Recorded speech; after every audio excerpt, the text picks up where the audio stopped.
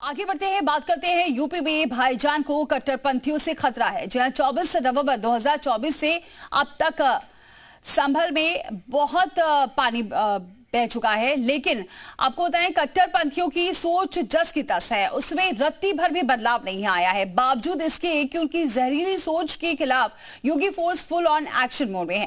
ताजा मामला संभल के उन लोगों को धमकी मिलने का है जो बीजेपी से जुड़ रहे हैं। इन लोगों को गद्दार कहकर धमकी दी जा रही है। इन्हें मुस्लिम मोहल्ले से निकाल बाहर करने की चेतावनी दी जा रही है।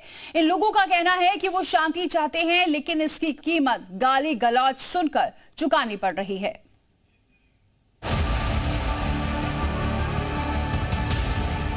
कौम का गद्दार बनने हैं। कौम का गद्दार? जी, हमें कौम का गद्दार बनाया जाए। संभल में भाईजान को भाईजान ही बता रहे हैं गद्दार। अब दूसरा बयान देखिए। संभल की शांति कट्टरपंथी जमात को कितना बेचैन कर रही है। धमकी देते हैं, मारने तोड़ने की कहते हैं कि तुम्हें किसी दिन बंद कर देंगे, सबसे पहला नंबर तुम्हारा आएगा, सरकार जान दो और तुम्हें देखेंगे। संभल के मुस्लिम मोहल्लों में हलचल तेज है। शांति पसंद लोगों के लिए ये वक्त रोजी रोटी कमाने और सुकून से जीने का है, लेकिन अशांति फैलाने वालों के लिए मुश्किल खड़ी हो गई है। मजहबी उन्माद की आंधी में शहर को जलाने का उनका मंसूबा कामयाब नहीं हो पा रहा, तो अब कौम के भीतर ही दरार डालने की कोशिश की जा रही है। बदलते संभल की सूरत कुछ लोगों को अच्छी नहीं लग रही है। योगी फोर्स की मुस्तैदी ऐसी है कि उपद्रवी अब कुछ कर भी नहीं पा रहे हैं। ऐसे में उन लोगों ने नया हथियार इस्तेमाल किया है। हथियार ये है कि जो लोग बीजेपी से जुड़ रहे हैं उनको कौम का गद्दार बताया जा रहा है। उन्हें लगातार मारने पीटने की धमकियां मिल रही हैं। और लोगों को हम जोड़ने का काम करते हैं, लेकिन इसी दरमियान हमें धमकियाँ मिलती है। और अभी 24 तारीख में जो मसला हुआ था, इसी दरमियान भी हमें धमकी मिलती है कि लोग ये भाजपा के हैं, इन्हें भी मारो, और ये इसमें साथ देते हैं। और प्रशासन भी अच्छा काम कर रहा है।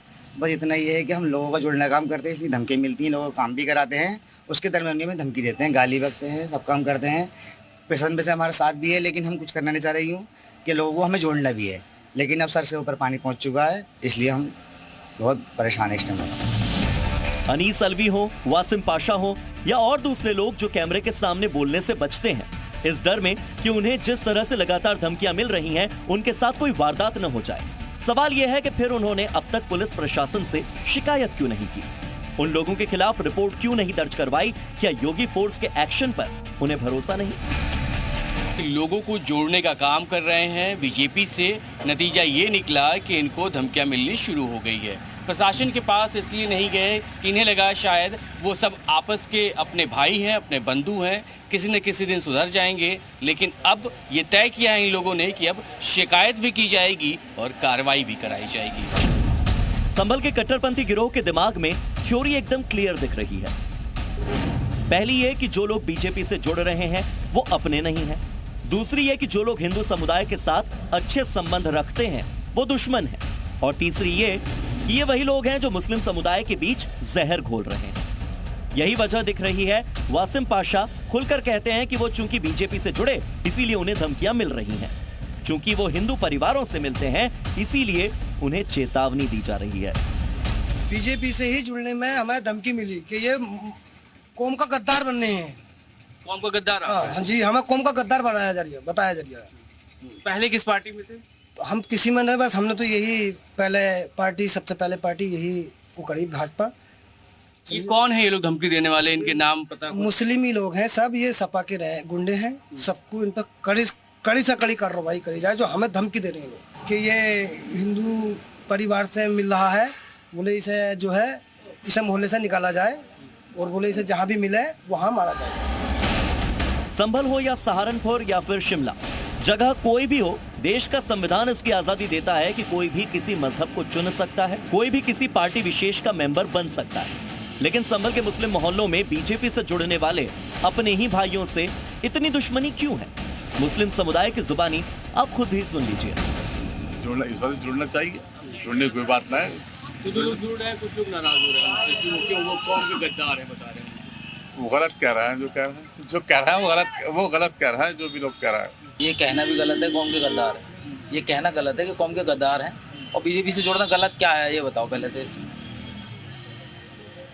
गलत क्या है? बीजेपी से अगर आप जुड़ रहे हैं तो गलत क्या है इसमें ये बताओ। इसका मन कहाँ टूटता, कहाँ पर क्या करना है, ऐसा कोई वो नहीं है। और बाकी सब की अपनी अपनी एक सोच है अलग, कोई किस तरीके से व्यवहार करना चाह रहा है, कोई किस तरीके से करना चाह रहा है। 24 नवंबर 2024 ये तारीख संभल के इतिहास का टर्निंग पॉइंट है। विवादित शाही मस्जिद के सर्वे के दौरान कट्टरपंथियों का जो खौफनाक चेहरा सामने आया, उसने सालों से पल रहे नफरती गैंग को अचानक से एक्टिव कर दिया। लेकिन हिंसा की ये आग संभल को खाक कर दे, उसके खिलाफ इन मुस्लिम मोहल्लों से कुछ लोग उठ खड़े हुए हैं। मुसलमान की इस लड़ाई में दो खेमे हैं। एक वो है जो बीजेपी के साथ जुड़ा है, जो लगातार चैन, अमन और शांति की बात करता है, तो वहीं समाजवादी पार्टी से जुड़े हुए मुसलमान इन्हें गद्दार बता रहे हैं। जाहिर है कि संभल में मुसलमान वर्सेस मुसलमान के बीच की ये जंग लगातार बढ़ती जा रही है।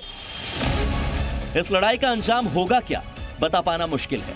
फिलहाल योगी फोर्स का एक्शन इतना जबरदस्त है कि संभल के कट्टरपंथियों के सामने सुधरने के अलावा कोई और विकल्प दिख भी नहीं रहा। ब्रजेश तिवारी, सी मीडिया, संभल।